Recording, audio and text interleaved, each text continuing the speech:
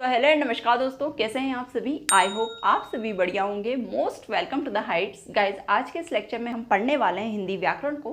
हिंदी व्याकरण जैसा कि आप लोगों को पता है काफ़ी इंपॉर्टेंट सब्जेक्ट है। मैक्सिमम कॉम्पिटिटिव एग्जाम में हिंदी व्याकरण से संबंधित एक पेपर होता है और हिंदी व्याकरण के क्वेश्चन उसमें पूछे जाते हैं। काफ़ी इंपॉर्टेंट सब्जेक्ट है हिंदी व्याकरण।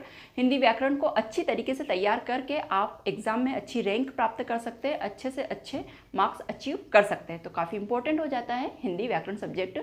तो जो भी लोग कॉम्पिटिटिव एग्जाम की तैयारी कर रहे हैं उनके सब्जेक्ट में हिंदी व्याकरण है, तो प्लीज़ आप लोग चैनल को सब्सक्राइब कर लीजिए, क्योंकि यहाँ पे अब रेगुलर हिंदी व्याकरण की क्लासेस भी स्टार्ट हो जाएंगी। तो आज हम पढ़ने वाले हैं वर्ण किसे कहते हैं और लिपि क्या है ना। वर्ण किसे कहते हैं क्वेश्चन एमपीपीएससी की मुख्य परीक्षा 2010 में क्वेश्चन पूछा गया था कि वर्ण किसे कहते हैं। तो डिस्कस कर लेते हैं। यहाँ डेफिनेशन देख लेते हैं कि वर्ण क्या है। तो भाषा का वह रूप है, वर्ण भाषा का वह रूप है जिसके माध्यम से विचारों को लयबद्ध किया जाता है। ठीक है, जो हमारे विचार हैं, जो हम कहना चाहते हैं, उसे लयबद्ध किया जाता है, उन्हें वर्ण, इनकी सहायता से। ठीक है, वर्ण क्या है, एग्जाम्पल देख लेते हैं। उदाहरण के लिए डेफिनेशन पहले तो लिखेंगे कि भाषा का वह रूप है जिसके माध्यम से विचारों को लयबद्ध किया जाता है। उदाहरण है, वर्णमाला में जितने भी स्वर है, व्यंजन है, सभी वर्ण के उदाहरण है। जैसे उदाहरण के स्वरूप में लिख लेंगे अ, आ, ई, क, ख, च, ट, ठ, सभी ये क्या है, ये वर्ण के उदाहरण है। जब इन्हें लयबद्ध रूप से लिखा जाता है तो फिर हमारे विचार व्यक्त कर सकते हैं हम इसकी सहायता से। ठीक है, तो क्या लिखेंगे डेफिनेशन। डेफिनेशन वर्ण की क्या है, वर्ण भाषा का वह रूप है जिसके माध्यम से हम अपने विचारों को लयबद्ध कर सकते हैं या हमारे विचारों को लयबद्ध किया जाता है। आई होप समझ में आ गया होगा। उदाहरण भी लिखेंगे गाइस, ये सब कुछ लिखेंगे, नोट डाउन करेंगे। अब अगला है लिपि क्या है। तो अपने विचारों को स्थायी रूप देने के लिए जो आकृति या रूपरेखा तैयार की जाती है वह लिपि है। ठीक है, अपने विचारों को देखिए, यहाँ पे विचारों को लयबद्ध कर सकते हैं, लेकिन विचारों को स्थायी रूप देने के लिए जो आकृति या रूपरेखा, एक रूपरेखा होनी चाहिए, है ना।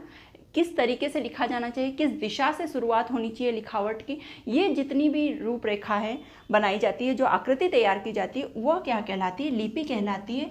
जैसे कि हिंदी भाषा है, जो हम हिंदी भाषा लिखते हैं, जैसा व्हाइट बोर्ड पे आप देख रहे हैं ये हिंदी भाषा लिखा हुआ है, तो हिंदी भाषा की लिपि क्या है, देवनागरी लिपि है ना। अब हम इसे अच्छे से समझते हैं। ये तो हो गई डेफिनेशन। आप डेफिनेशन लिख लीजिए पहले।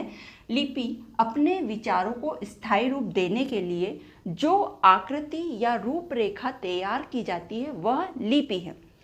हिंदी भाषा की लिपि देवनागरी लिपि है, अंग्रेजी भाषा की लिपि रोमन लिपि है। ये एग्जाम्पल था। ठीक है, रूपरेखा से कहने का अर्थ क्या है, जैसे कि ये वर्ण है, वर्ण हमने यहाँ पे देखे। अब इन्हें अगर हम लिखते हैं, जैसे लिखना है हमें कमरा, क यहाँ लिख दिया, म यहाँ लिख दिया और रा यहाँ लिख दिया, तो क्या हम इसे सही रूप से पढ़ सकेंगे, नहीं पढ़ सकेंगे। ये तो हमें पता है कि हम कमरा लिख रहे हैं, तो ध्यान में है, लेकिन अचानक से कोई इंसान आ जाएगा और हम उसे बोलेंगे कि ये क्या लिखा हुआ है, आप पढ़ो, तो वो नहीं पढ़ पाएगा कि ये वास्तव में क्या लिखा हुआ है।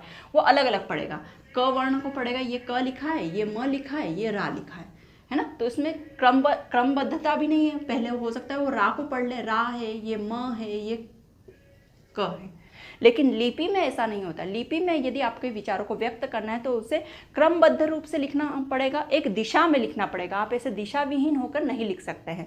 जैसे देवनागरी लिपि, हिंदी की जो लिपि हो क्या है, देवनागरी लिपि, उसे हम क्या करते हैं, उसे हम बाएं से दाएं तरफ की ओर लिखते हैं, फिर दूसरी लाइन, फिर पुनः यहाँ से स्टार्ट करते हैं, तीसरी लाइन, फिर पुनः यहाँ से स्टार्ट करते हैं। तो ये जो रूपरेखा है ये लिपि है।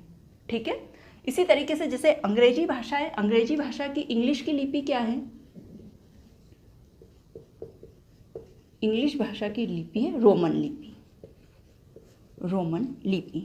तो हम इंग्लिश भाषा के शब्दों को कैसे लिखते हैं, जैसे इंग्लिश में हमें लिखना है एप्पल, तो हम कैसे लिखते हैं, इस तरीके से लिखते हैं। इसे भी बाईं से दाईं ओर लिखा जाता है, तो एप्पल एल। तो ये जो चिन्ह बने हुए हैं ये रोमन भाषा में बने हुए हैं। ठीक है, और ये जो हम लिखते हैं क म, ये देवनागरी लिपि में है। ठीक है, आगे समझ में। आई होप चीज़ें अच्छे से क्लियर हो गई होगी।